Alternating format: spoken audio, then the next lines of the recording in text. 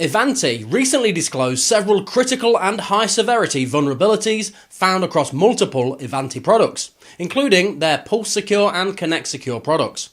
Any attack could potentially execute arbitrary code, obtain sensitive information, or cause a denial of service. Despite Ivanti's prompt action to release patches, the situation raises serious questions about these products' overall security infrastructure, underscoring the need for more secure solutions like Cloudbrink.